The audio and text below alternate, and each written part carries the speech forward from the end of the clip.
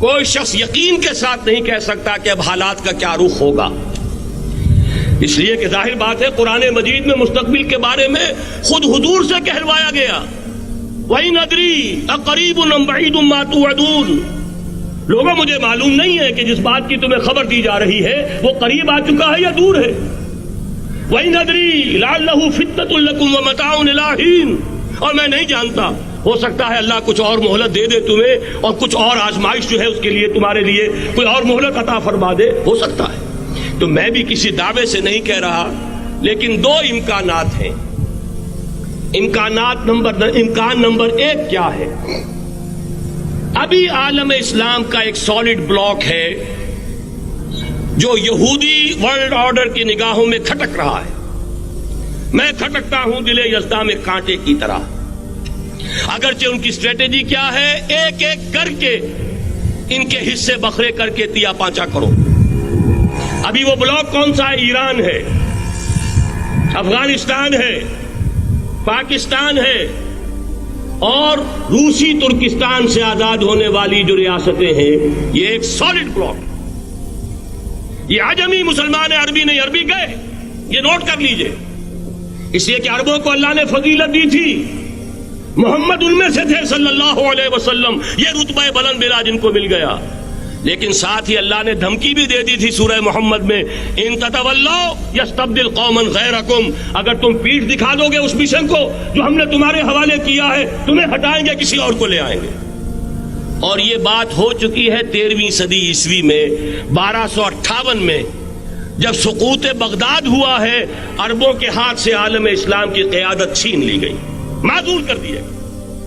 اس کے بعد قیادت کن کے ہاتھوں میں آئی؟ ترکوں کے ہاتھ میں، ترکان تیموری ہندوستان میں، ترکان صفوی ایران میں، ترکان سلجوقی مڈل ایسٹ میں، اور ترکان عثمانی کا تو کہنا ہی کیا ہے، وہ ایشیا مائنر سے چل کر آپ کو معلوم ہے کہ مشرقی یورپ کا کتنا بڑا علاقہ، دی گریٹ آٹومان امپائر اس صدی کے آغاز تک قائم تھی۔ اس صدی میں عجیب عجیب معجزے ہوئے ہیں۔ گریٹ آٹومان امپائر جو 3 بر اعظموں پر محیط، نام و نشان ختم۔ The great U S S R, نام و نشان ختم۔ اب تو روس صاحب ایک ملک کی حیثیت سے رہ گئے۔ یہ اس صدی میں دو اور وقت نہیں ہے میں اور آپ کو کیا بتاؤں، اس صدی میں تو بڑے بڑے عجیب عجوبے ہوئے ہیں، بڑی بڑی 2 عظیم جنگیں ہو چکی ہیں، تیسری جو ہے سر پر کھڑی ہے، دور نہیں ہے، جس کو حدیث میں کہا گیا ہے الملحمۃ العظمی، تاریخ انسانی کی عظیم ترین جنگ، اور وہی صلیبی جنگ جس کا آغاز بوسنیا سے ہو چکا ہے۔ بہرحال اس وقت جو میں کہہ رہا تھا، ورنہ میرے پاس تو یعنی یہ کہ درد دل کہنے کے لیے وقت نہیں ہے، مجھے اپنی بات کو محدود کرنا پڑ رہا ہے، لیکن میں اب آ رہا ہوں اصل موضوع کی طرف، کہ ایک امکان تو یہ ہے کہ اس بلاک میں اسلام کا احیاء ہو، اور اس کے لیے کچھ نویدیں بھی موجود ہیں احادیث نبویہ میں۔ وہ تو آپ نے سنا ہوگا اقبال کا شعر، میرے عرب کو آئی ٹھنڈی ہوا جہاں سے، میرا وطن وہی ہے، میرا وطن وہی ہے۔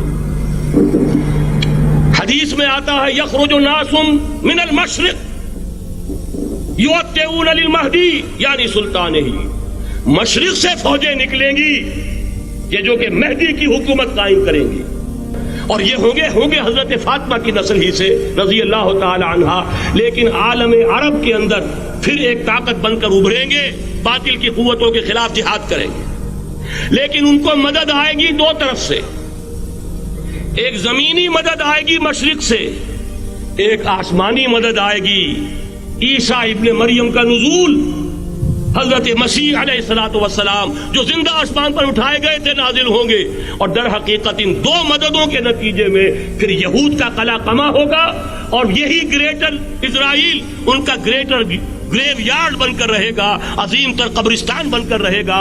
اس کی بڑی واضح حدیثیں موجود ہیں، اس کی بڑی تفصیلی خبریں موجود ہیں، یہ احادیث کی کتب کے اندر، بدقسمتی سے ہماری اس کی طرف توجہ نہیں ہے۔